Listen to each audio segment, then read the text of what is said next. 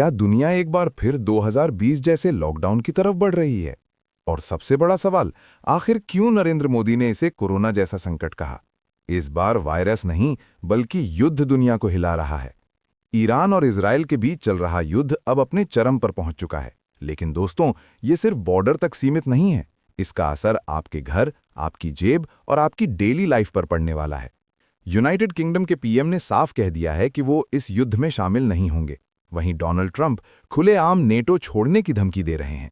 मतलब दुनिया की सबसे बड़ी ताकतें भी अब डिवाइडेड हो चुकी हैं। सबसे बड़ा झटका आया है ऑयल मार्केट में। क्रूड ऑयल की कीमत $70 से सीधा $110 पर बैरल तक पहुंच गई है। और इसका मतलब क्या है? पेट्रोल महंगा, डीजल महंगा, ट्रांसपोर्ट महंगा, सब कुछ महंगा। यानी एक तरह से साइलेंट इन्फ्लेशन वॉर शुरू हो चुका है। दोस्तों, इसे कहते हैं वॉर इकोनॉमिक्स। जब रशिया यूक्रेन वॉर शुरू हुआ था, तब सप्लाई चेन टूट गई थी।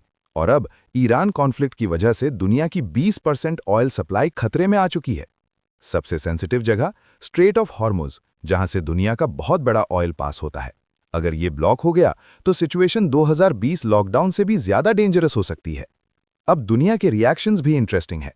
ऑस्ट्रेलिया और यूनाइटेड किंगडम ने कोविड जैसे कदम उठाने शुरू कर दिए हैं। Work from home, transport fare freeze, emergency planning.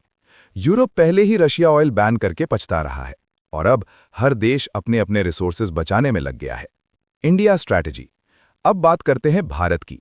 Bharat ने तुरंत एक्शन लेते हुए एक्साइज ड्यूटी ₹10 तक घटाई और 41 देशों से ऑयल इंपोर्ट करने की कोशिश तेज कर दी। यानी इंडिया डैमेज कंट्रोल मोड में है। लेकिन बड़ा सवाल यही है, ये राहत कब तक टिकेगी? अब सबसे बड़ा clash, Donald Trump versus world. जो देश हमेशा अमेरिका के साथ खड़े रहते थे, जैसे यूके और ऑस्ट्रेलिया, वो अब पीछे हट रहे हैं। क्यों? इकोनॉमी वीक है, पब्लिक प्रेशर बढ़ रहा है, वॉर फटीग आ चुका है। दूसरी तरफ ईरान कह रहा है, हम युद्ध नहीं चाहते, बस हमले बंद करो। तो फिर सवाल उठता है, ये युद्ध रुक क्यों नहीं रहा? क्या ये तीसरे विश्व युद्ध की शुरुआत है, या फिर ये सिर्फ एक इकोनॉमिक पावर गेम है?